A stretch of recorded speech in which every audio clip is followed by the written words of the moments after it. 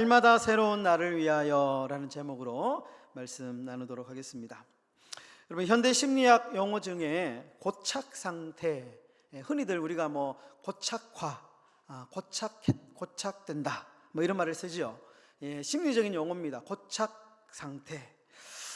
이 말은 우리가 아는 대로 과거의 어떤 습관을 내가 바꾸지 않고 계속 유지를 하려고 하는 어떤 심리적인 마음입니다. 왜 바꾸지 않으려고 하느냐?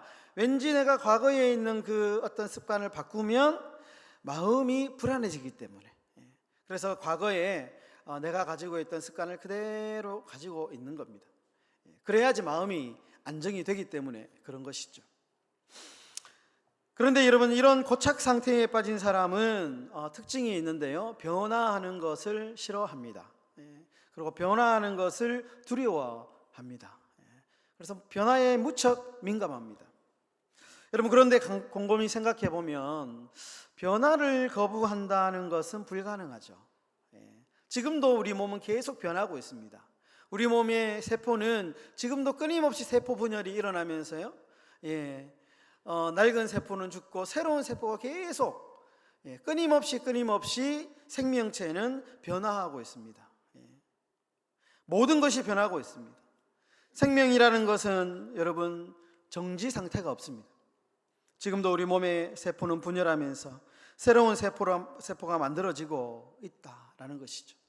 살아있는 것은 반드시 변할 수밖에 없다라는 겁니다.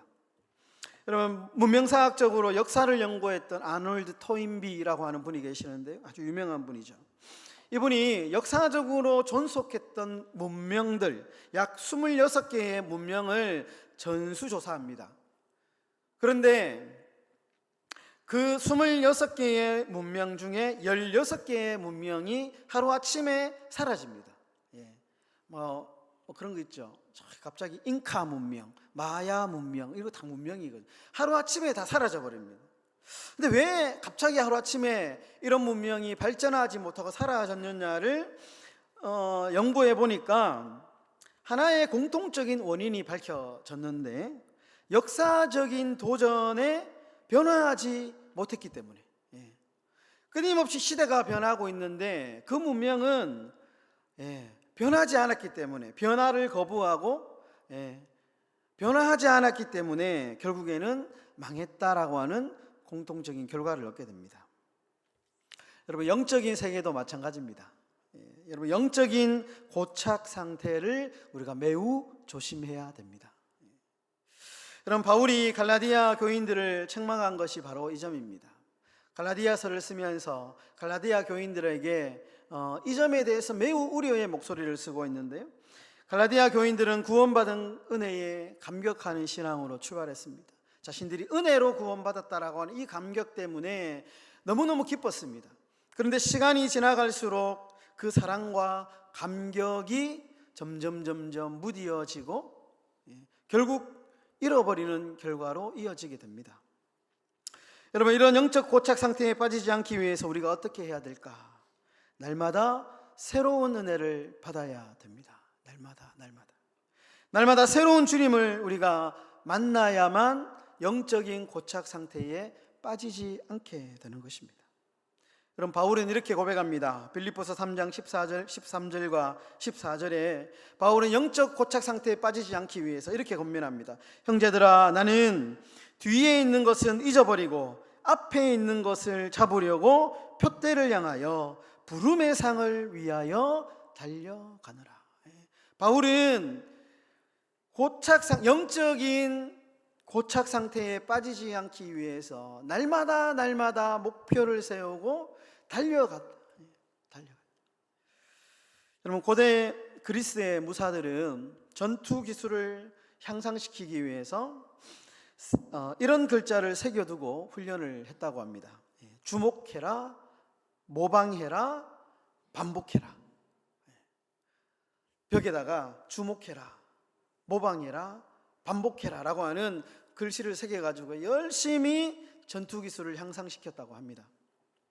여러분, 이 문구를 신앙에 적용해도 좋을 것 같습니다. 첫째로 우리는 하나님께 주목해야 됩니다. 우리의 신앙이 날마다 날마다 새로워지기 위해서 우리는 날마다 날마다 하나님의 말씀에 주목해야 됩니다. 예수를 닮기 위해서 예수님이 어떻게 사셨는지, 예수님이 어떤 성품을 가지고 계시는지, 예수님이 어떤 말씀을 하셨는지 우리는 날마다 예수님을 주목해야 됩니다. 두 번째로 우리는 예수님을 모방해야 됩니다. 예수님을 닮아가는 삶을 살아야 되는 것이죠.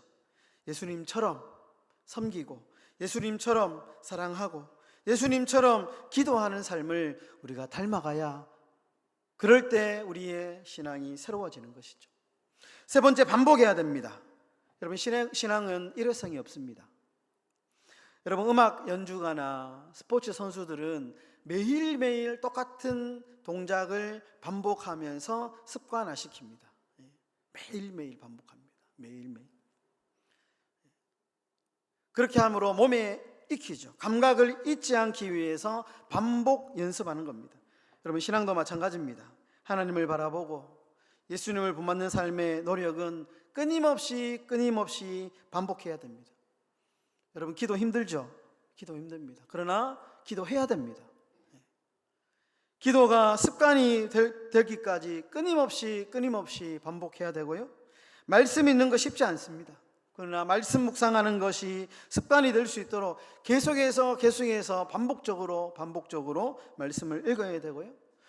여러분, 매주마다 이 자리를 지켜서 예배드리는 거 쉽지 않습니다. 52주 정말 시간을 떼어가지고요, 이 바쁜 시절에 시간을 내어가지고 예배하는 거 쉽지 않습니다. 그러나 우리가 하나님께 예배하는 것 반복적으로 우리의 삶의 습관이 되도록 반복해야 된다라는 겁니다. 그럴 때에 우리의 신앙이 새로운, 매일매일 새로운 어떤 여정을 시작할 수 있게 되는 것입니다. 여러분, 특별히 바울은 인간을 에베소서에 보면 사람을 성전에 비유합니다. 성전에. 여러분, 성전 하면 예루살렘의 성전이 생각을 한번 상상을 해보시면 좋은데요. 제가 사진 하나를 준비했습니다. 한번 띄워주시고요. 이게 이제 위에서 성전을 바라보는 평면도인데요. 사진에 보시면 조금 띄워놓어 주시면요, 큰 이제 사각지대가 뜰입니다. 뜰. 뜰. 이방인의 뜰. 이방인들이 저기 이제 모여가지고요, 이제 뜰에서 제사를 지내는 뜰입니다. 사람들이 모이는 장소입니다. 또 이 성전 안에 보면 성소가 있습니다. 성소, 그죠? 성소가 있고요. 그리고 성소 안에 뭐냐 하면 조그마한 또 지성소가 있습니다. 그 지성소 안에 언약궤가 있죠. 그러니까 성전은 크게 세 영역으로 구분될 수 있는데 성전과 성소와 지성소가 있고, 그 지성소 안에 하나님의 임재를 상징하는 언약궤가 탁 품고 있습니다. 그러니까 삼중구조 들어있죠. 삼중구조. 한 번 싸고, 두 번 싸고, 세 번 싸서 그 안에 핵심적인 언약궤가 탁 있습니다. 그래서 여기서 제일 중요한 게 뭐냐? 제일 안에 있는 지성소죠. 지성소. 그러니까 지성소는 뭐냐 하면 성전 안에 있는 성전이 지성소입니다. 여러분, 지성소 때문에 이 성전 전체가 거룩해지는 겁니다. 지성소가 있기 때문에 이 성전 전체가 의미가 있는 것이죠. 지성소에 있는 저 언약궤를 지키기 위해서 이렇게 삼중구조로 되어 있는 겁니다. 여러분, 사람도 마찬가지입니다. 사람의 몸도 보시면 지성소하고 비슷합니다. 몸이 있죠. 먼저 제일 눈에 보이는 몸이 있고요. 그리고 정신이 있습니다. 정신이 있죠. 또 하나 있습니다. 영이 있습니다. 사람의 몸은 몸이 있고요, 정신이 있고요, 영이 있습니다. 그러면 여기서 몸이 제일 중요할까요? 정신이 제일 중요할까요? 영이 제일 중요할까요? 영이죠. 바로 이 영이 사람의 핵심입니다. 그래서 여러분, 키 크고 잘생기고 젊고 건강하다고 더 가치가 있는 것이 아니죠. 공부를 잘한다고 해서 그 사람이 더 가치 있는 게 아니고, 반대로 정신연령이 낮은 어린이나 배우지 못한 사람들이라고 해서 인간의 가치가 떨어지는 것도 아닙니다. 사람의 가치는 영에 있습니다. 영에. 바울은 그러면 영이 정신과 육체를 지배하는 상태를 가리켜서 새 사람이다 이렇게 정의합니다. 반대로 육체가 우리의 정신을 지배하고 우리의 영을 지배하는 사람을 가리켜서 옛사람이다 이렇게 정의를 하고 있습니다. 그래서 오늘 본문에 보시면 바울은 이 옛사람의 특징을 6가지로 말하는데요. 옛사람은 첫 번째로 허망입니다. 허망하다. 삶의 목적이 없습니다. 옛사람의 특징은 뭐냐? 삶이 허망합니다. 삶의 목적도 잃어버리고 의미도 잃어버리고 그저 본능 따라 살아가는 그 사람이 옛사람의 특징입니다. 둘째는 어두움입니다. 옛사람은 어둡습니다. 여러분 언제나 생각이 어둡고요, 말이 어둡고요, 부정적이죠.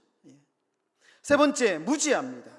이 무지하다는 것은 많이 배우지 못했다라는 말이 아니고 선과 악을 분간하지 못한다는 겁니다. 나쁜 일을 하고도 그것이 나쁜 일인 줄 모릅니다. 넷째, 마음이 굳어지는 마음, 강팍해지는 것이죠. 고집과 자기 집착에 빠지는 것이 옛사람의 특징입니다. 다섯 번째 특징은 뭐냐? 무감각입니다. 감각이 없습니다. 이것은 말씀의 어떤 자극에도 반응이 없습니다. 무감각. 하나님의 말씀이 귀에 들리고 마음에 새겨져도 아무런 감각이 없는 상태. 마지막 여섯 번째, 방임. 내버려 두는 것이죠. 그냥 그대로 사는 거, 될 대로 사는 겁니다.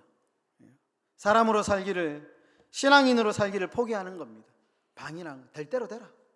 이것이 옛사람의 6가지 특징입니다. 이것이 육체 주도적인 인간의 모습, 곧 옛사람의 모습입니다. 그러므로 오늘 성경은 우리에게 새 사람을 입으라, 새 사람을 입으라 그렇게 말씀하죠. 오늘 24절, 4장 24절 우리 다 같이 한번 큰 목소리로 함께 읽도록 하겠습니다. 시작. 하나님을 따라 의와 진리의 거룩함으로 지으심을 받은 새 사람을 입으라. 여러분 날마다 새로운 날을 향하여 달려가시는 저와 여러분들의 삶이 되시기를 예수님의 이름으로 축원합니다. 새 사람이 되어라 라고 이야기합니다. 여러분 그러면 우리가 어떻게 새 사람이 될 수 있을까요? 어떻게 우리가 날마다 새로움을 향하여 달려갈 수 있을까? 오늘 24절 마지막 절에 힌트가 있습니다. 오늘 본문 마지막 단어를 보면 이렇게 말하죠. 새 사람을 입으라 이렇게 얘기하죠. 말이 안 맞죠, 단어가. 새 사람이 되라 이렇게 해야 되는데 갑자기 새 사람을 입으라 이렇게 얘기하잖아요. 입으라. 여러분 입는다라는 단어를 우리가 언제 씁니까? 옷 입을 때 쓰잖아요. 옷 입으라 이렇게 얘기하잖아요. 그러니까 이 말은 아주 신학적으로 매우 중요한 말입니다. 입으라라는 말. 새 사람이 되기 위해서는 주님이 입혀주시는 의와 진리와 거룩한 새 옷으로 갈아입으라는 거예요. 쉽게 설명하겠습니다. 그럼 누가복음 15장에 보면 아주 유명한 탕자 이야기 아시죠? 탕자 이야기를 우리가 이해하면 이 구절이 너무 쉽게 이해가 됩니다. 탕자가 아버지를 괴롭혀가지고요, 재산 가지고 나가서 허랑방탕하게 살아갑니다. 그러다가 어떻게 됩니까? 결국에는 되지 못한 삶이 되죠. 그런데 그 삶이 언제 회복이 되느냐? 그가 집으로 돌아와서 아버지가 안아줍니다. 그리고 여러분 거기에 보시면 어떤 장면이 나오냐 하면 아버지가 옷을 새롭게 아들에게 입혀줍니다. 새 옷을 입혀줍니다. 여기에 아버지가 탕자에게 새 옷을 입혀주는 것, 이 입혀주다가 오늘 이 바울이 이 표현하고 있는 새 사람을 입으라 라는 말하고 동일한 뜻입니다. 그러니까 언제 우리가 새로운 사람이 될 수 있느냐? 옷을 입혀주는 것, 이것을 가리켜서 칭의라고 합니다. 칭의, 의로운 사람이라고 칭해주는 것. 우리는 다 탕자죠. 다 죄인입니다. 다 지옥 갈 수밖에 없는 죄인 중에 괴수죠. 그런데 아버지가 아들에게 옷을 입혀줍니다. 탕자처럼 살아온 아들에게 내가 사랑으로 네 죄를 다 덮었다, 용서한다 라는 뜻입니다. 그러니까 우리가 의와 진리와 거룩함으로 예수님이 지어주신 새 옷을 입는다라는 것은 보라 이전 것은 지나갔으니 새 것이 되었도다. 죄인의 옷을 벗고 이제는 의인의 삶을 살아간 칭의, 의로운 새로 사람이 되었다라고 하는 이 은혜로 살아간다라는 것입니다. 여러분, 그래서 우리는 더 이상 옛사람이 아니고 새 사람입니다. 왜? 예수 믿는 모든 하나님의 백성들에게는 하나님께서 옛 옷을 다 벗기시고 새로운 옷을 지으셔서 우리에게 입혀 주셨기 때문입니다. 여기 앉아서 함께 예배드리는 우리 행복한 교회 모든 성도들이 다 새 사람인 줄 믿습니다. 주님이 입혀주시는 의와 진리와 거룩의 새 옷을 갈아입은 하나님의 백성인 줄 믿습니다. 여러분, 이 거룩하고 복된 믿음으로 살아가시는 저와 여러분들의 삶이 되시기를 예수님의 이름으로 축원합니다. 말씀을 마무리하겠습니다. 1990년에 노벨 평화상 후보에 올랐던 엘리나라고 하는 한 여성이 있습니다. 이 여성에게는 별명이 하나 있는데요, 노인의 어머니라고 하는 별명이 있습니다. 사연이 있는데요, 이분이 세계적으로 가장 크고 훌륭한 양로원을 만들었고 노인들을 위해서 평생 섬기는 삶을 살았기 때문에 노인의 어머니라는 별명이 생겼습니다. 원래 이분은 중국으로 가서 중국 선교사로 일하시던 분입니다. 그러다가 폐결핵이 옵니다. 그래서 건강 때문에 선교 활동을 접고 이제 고향으로 돌아오게 되는데요, 근데 고향에는 부모님이 물려준 큰 넓은 땅이 있었다고 합니다. 그래서 이 선교사님이 엘리나가 그 땅을 열심히 개간해서 농사해서 그리고 그 얻은 수확으로 중국 선교사님들에게 후원을 했다고 합니다. 그런데 농사를 짓고 이제 곡식을 탈고 가던 중에 탈곡기에 손이 이렇게 말려 들어가게 되는 큰 사고를 당하게 됩니다. 결국에는 오른팔을 잘라내게 됩니다. 농사를 지을 수가 없죠. 결국 농사를 멈추고 그 땅에 뭘 할까, 이 넓은 땅에 무엇을 할까 고민하다가 양로원을 짓게 됩니다. 그리고 노인들을 위로하고 그곳에 모시고 함께 살게 됩니다. 이것이 성공적으로 확장되면서 세계적인 유명한 양로원이 되고 결국 그녀는 노인의 어머니라고 하는 칭호를 받게 됩니다. 여러분, 그녀의 삶이 위대한 이유는 뭐냐? 양로원을 크게 했다고 우리가 그 사람을 칭송하는 것이 아닙니다. 그녀는 삶이 어렵고 비록 고난을 당했지만 환경 탓하지 않고 주변을 원망하지 않고 계속해서 새로운 하나님의 뜻을 찾아 나갔다는 겁니다. 오른팔이 없어지고 이 불행한 환경에 있지만 하나님 나에게 어떤 삶을 원하십니까? 내가 어떤 삶을 살아야 됩니까? 중국 선교를 갔다가 실패했죠. 하지만 그가 농사꾼이 되어서 또 선교를 도왔고요. 그러다가 농사를 못 짓게 되는 불구가 되었죠. 그때마다 하나님, 내가 어떠한 삶으로 하나님을 위하여 살아가야 되겠습니까? 새로운 것을 끊임없이 하나님께 질문했다는 겁니다. 이것이 그녀를 위대하게 만든 이유입니다. 자신의 불행한 과거에 집착하지 않고 계속해서 하나님의 뜻을 찾아 나갔던 것, 이것이 그녀를 양로원의 어머니라고 하는 위대한 칭호를 받게 된 것이죠. 우리 사랑하는 행복한 교회 성도 여러분, 이것이 새 사람의 모습입니다.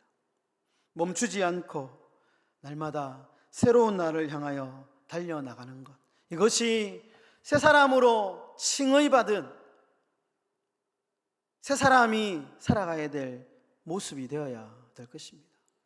우리 성도님들, 때로는 내 모습을 보면 참 실망스럽고, 내 모습을 보면 여전히 한 해를 돌아보면서 변하지 않는 내 모습을 보면 참 실망스러울 때가 종종 있습니다. 그러나 실망하지 마십시오. 실망하지 마십시오. 우리는 죄인이 아니고 의인입니다. 그렇게 우리 주님이 칭해 주시고 불러 주십니다. 우리는 새 옷을 입은 사람입니다. 그러므로 날마다 조금이라도 큰 거 바라지 않습니다. 조금씩 새로운 날을 향하여 달려나갈 때에 그 노력 가운데 우리 하나님께서 은혜 주시고, 그 노력 가운데 하나님께서 축복해 주시고 위로해 주시고 더 나은 길을 우리에게 열어주게 될 것입니다. 여러분, 멈추지 않고 날마다 새로운 날을 향하여 달려나가시는 새 사람의 삶이 되시기를 주님의 이름으로 축원합니다. 우리 찬송하고